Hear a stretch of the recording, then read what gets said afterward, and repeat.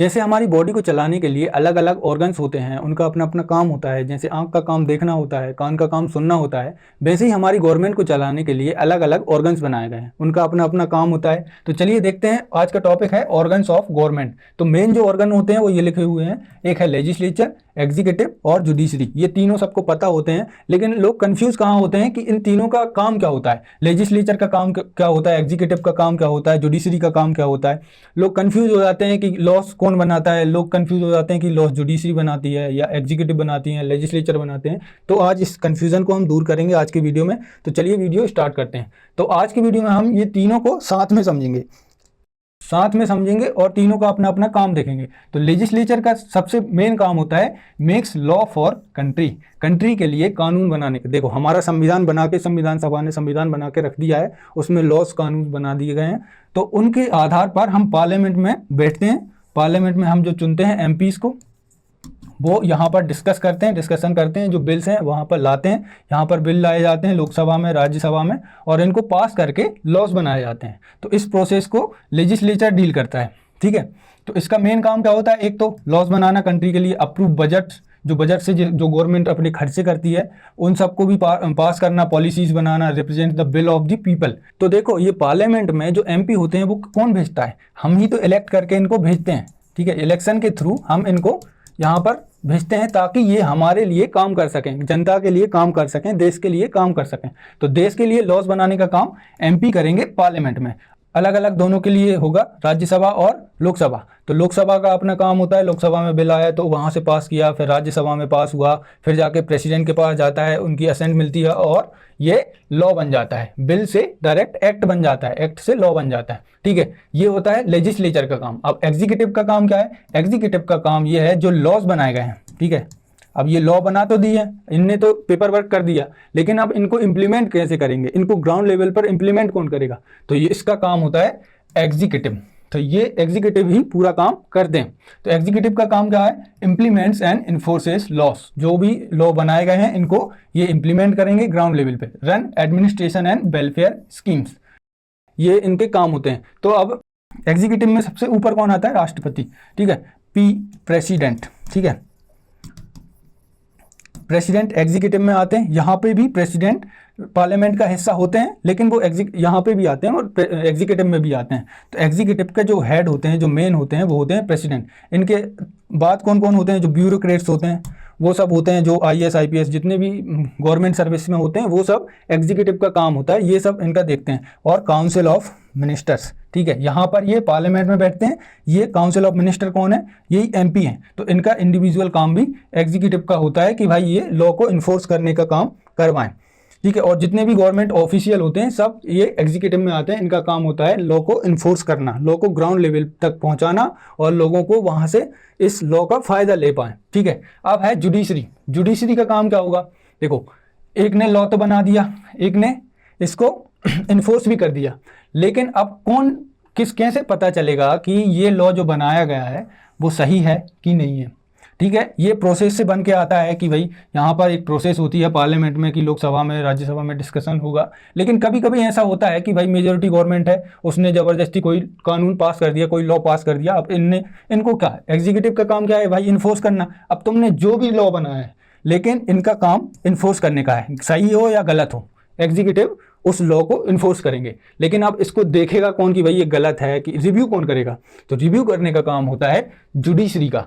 Judiciary interpret the constitution and loss. देखो, ऐसा होता है कि भाई मॉडर्न जमाना आ गया है, तो मॉडर्न जमाने के हिसाब से कुछ हमारे लॉज हैं जो पुराने हो चुके हैं, तो उनको देखने का काम भी, इंटरप्रेट करने का काम भी ये करते हैं। भाई बेसिक स्ट्रक्चर का रखवाला भी जुडिशरी है, फंडामेंटल राइट का रखवाला भी जुडिशरी है। तो इसका काम ये भी होता है कि भाई लॉ की लीगलिटी देखे कि भाई ये लॉ जो इन्होंने बनाया है वो सही से बनाया है कि नहीं बनाया, और इनने इम्प्लीमेंट सही से किया है कि नहीं किया। तो ये सब जो भी रिव्यू करने का काम है वो जुडिशरी का होता है। Protect fundamental right, fundamental right को भी प्रोटेक्ट करने का इसका मेन पर्पस होता है। रिजॉल्व्स डिस्प्यूट्स, अब जो भी डिस्प्यूट्स होंगी, लेजिस्लेचर, एग्जीक्यूटिव, जो भी डिस्प्यूट्स होंगी वो जुडिशरी का काम होता है। जुडिशरी में सबसे ऊपर कौन आता है, सुप्रीम कोर्ट। तो सुप्रीम कोर्ट इंटरप्रेट करता है कॉन्स्टिट्यूशन को और लॉज की लीगलिटी देखता है, क्योंकि सबसे ऊपर ये है। उसके नीचे हाई कोर्ट्स हैं, हाई कोर्ट्स इन सब चीज़ों में नहीं पढ़ते, बस हाई कोर्ट्स अलग रहता है उनका काम, अपना स्टेट का देखते हैं। लेकिन ये सुप्रीम कोर्ट है वो पूरा देश का देखता है वो अलग है, ठीक है। सबऑर्डिनेट कोर्ट्स क्या है,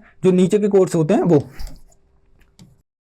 सुप्रीम कोर्ट की जो रूल्स बनाए गए हैं उसके हिसाब से ये तीनों कोर्ट्स चलते हैं। तो अब हमने इन तीनों को समझ लिया है। लेजिस्लेचर का काम क्या होता है, लॉज बनाना, एग्जीक्यूटिव का काम क्या होता है, इनको इन्फोर्स करना, और जुडिशरी का काम होता है रिव्यू करना कि भाई इन दोनों ने काम सही से किया है कि नहीं, लॉ सही है कि नहीं, लीगल और वैलिड है कि नहीं। तो इन तीनों को हमने देख लिया।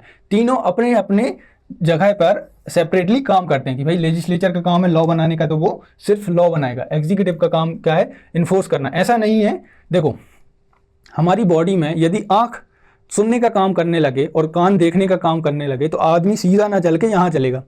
वैसे ही गवर्नमेंट में ऐसा बनाया गया है कि भाई लेजिस्लेचर का काम होगा लॉज बनाना। भाई देखो, तो अब अगर एग्जीक्यूटिव का काम जुडिशरी करने लग जाए, जुडिशरी का काम लेजिस्लेचर करने लग जाए, तो पूरी गवर्नमेंट गड़बड़ आ जाएगी। इसीलिए सबको अपना अपना काम दिया गया है। इनको यही काम आता है, इनको ये काम आता है, इनको ये काम आता है, तो ये सब अपना काम सही से कर पाएंगे। ये लोग अपना काम सेपरेटली करते हैं, तीनों अपना काम सेपरेटली करते हैं लेकिन साथ मिलकर भी करते हैं। तो इसमें दो प्रकार के सिद्धांत आते हैं। तो पहला होता है, एक होता है सेपरेशन ऑफ पावर, ठीक है, इन तीनों के बीच में सेपरेशन है पावर का। और एक है चेक्स एंड बैलेंसेस, ठीक है, ये पढ़ा होगा आपने कहीं। तो सेपरेशन तो हमने समझ लिया कि भाई तीनों का अपना अपना काम होता है, लेकिन चेक्स एंड बैलेंस का क्या सीन है। तो देखो, लेजिस्लेचर का काम लेजिस्लेचर करता है, एग्जीक्यूटिव का एग्जीक्यूटिव, जुडिशरी का जुडिशरी, लेकिन लेजिस्लेचर का जो काम होता है उसको चेक करने का, रिव्यू करने का काम जुडिशरी का होता है। तो भाई अगर यदि लेजिस्लेचर ने सेपरेटली कुछ काम किया है वो तो ठीक है, उसका सेपरेशन ऑफ पावर है, लेकिन उसने जो काम किया है उस पर चेक्स कौन लगा सकता है, जुडिशरी। भाई इसको रिव्यू कर सकता है और इसको स्ट्रक डाउन कर सकता है। तो यहाँ पर हमारे पास दो कॉन्सेप्ट्स हैं, ठीक है। एक है सेपरेशन ऑफ पावर, ठीक है, इन तीनों के बीच में पावर का सेपरेशन है, वो तो हमने देख लिया है। दूसरा क्या है, चेक्स एंड बैलेंसेस। भाई तीनों के बीच में कुछ चेक्स एंड बैलेंसेस होंगे कि भाई यदि इन्होंने कुछ गलत काम किया है तो उनको रोकने का काम भी तो कोई करेगा, रोकने वाला भी तो कोई होना चाहिए। अगर इनको कोई रोकने वाला नहीं रहा तो ये अपना काम का मिसयूज़ करने लग जाएंगे। इनको जो फ़ायदा होगा, इन जो मेंबर्स को जो फ़ायदा होगा उस तरीके का वो काम करेंगे। तो इसके लिए जो चेक्स एंड बैलेंस का सिद्धांत है वो क्या है, लेजिस्लेचर ने अगर लॉ बनाया है, ठीक है, अगर वो कॉन्स्टिट्यूशनल नहीं है, लॉ बना तो दिया है, तो उसको चेक कौन करेगा, जुडिशरी। भाई जुडिशरी चेक करेगी यदि ये जो लॉ बनाया है वो कॉन्स्टिट्यूशनल नहीं है और वो गलत तरीके से, गलत इंटेंशन से बनाया है, तो इसको रिव्यू करके स्ट्रक डाउन कर देगी, ठीक है, कौन, जुडिशरी। वैसे ही अगर जुडिशरी अपने जो अधिकार से बाहर कुछ काम करने की कोशिश करती है, कुछ ज़्यादा इंटरफेयर करती है, तो उसके लिए लेजिस्लेचर होती है। भाई लेजिस्लेचर यहाँ से एक कानून बनाएंगे और जुडिशरी की पावर हटा देंगे। या जुडिशरी ने कोई जजमेंट दिया है, सुप्रीम कोर्ट ने कोई जजमेंट दिया है, वो सरकार को वो जजमेंट सही नहीं लगा है, तो वो लेजिस्लेचर यहाँ से एक कानून बनाएगी और उसको हटा देगी। वैसे ही एग्जीक्यूटिव को रोकने के लिए कौन है, जुडिशरी। तो इन सभी को सेपरेशन ऑफ पावर तो दी गई है, लेकिन यहाँ पर चेक्स एंड बैलेंसेस हैं कि भाई आप अपनी पावर का मिसयूज़ नहीं कर सकते। हम देख लेंगे, यदि हमें गलत लगा तो हम उसको हटा देंगे और आपके ऊपर एक्शन भी कर सकते हैं। तो ये हो गया। अभी जो हमने सेपरेशन ऑफ पावर का जो कॉन्सेप्ट पढ़ा है, तो उसके जो रिलेटेड आर्टिकल्स हैं उनसे देखते हैं कि भाई ये सेपरेशन ऑफ पावर जो कॉन्स्टिट्यूशन में कैसे लिखा गया है। तो articles defining separation of power and checks and balances. तो सबसे पहले है आर्टिकल 50। आर्टिकल 50 में क्या लिखा है, the state shall take steps to separate the judiciary from executive in the public service of state. Judiciary को एग्जीक्यूटिव से सेपरेट करती है, आर्टिकल 50 में लिखा गया है। तो ये क्या हो गया, सेपरेशन ऑफ पावर का एग्जाम्पल। इस तरीके के एग्जाम्पल्स आते हैं, क्वेश्चंस में आ जाते हैं हमारे एग्जाम में, तो इनको हमें याद करना जरूरी है। वैसे ही आर्टिकल 121 है और 211 है। 121 सेंटर के लिए है और 211 स्टेट्स के लिए है। तो इसमें क्या लिखा है, no discussion shall take place in Parliament with respect to conduct of any जज ऑफ सुप्रीम कोर्ट और ऑफ हाई कोर्ट। अब जो जजेस होते हैं उनके कंडक्ट पर कोई भी डिस्कशन कहाँ नहीं होगा, ना जुडिशरी, ना पार्लियामेंट में होगा, ना ही स्टेट की असेंबलीज में होगा। तो ये सेंटर के लिए है 121 और स्टेट के लिए है 211। तो ये भी हमारा सेपरेशन ऑफ पावर है, ठीक है, सेपरेशन ऑफ पावर का एग्जांपल है। और एक और है 121 और 212, ये सेंटर के लिए है अगेन और स्टेट के लिए। The validity of any proceeding in parliament shall not be called in question of any court। अब ऐसा है, देखो सुप्रीम कोर्ट पे और जो जुडिशरी है उस पर चेक्स एंड बैलेंस किसने लगा दिए, 121 और 211 में। लेकिन अब पार्लियामेंट में जो भी प्रोसीडिंग्स होती हैं उन पर कोई भी डिस्कशन नहीं होगा, कोई भी कोर्ट में, ठीक है, उन पर कोई भी लीगल एक्शन नहीं लिया जा सकता। ये हो गया हमारा सेपरेशन ऑफ पावर। अब है आर्टिकल 361। इसमें क्या है, द प्रेसिडेंट और the governor shall not be answerable to any court to exercise performance और power and duties of his office.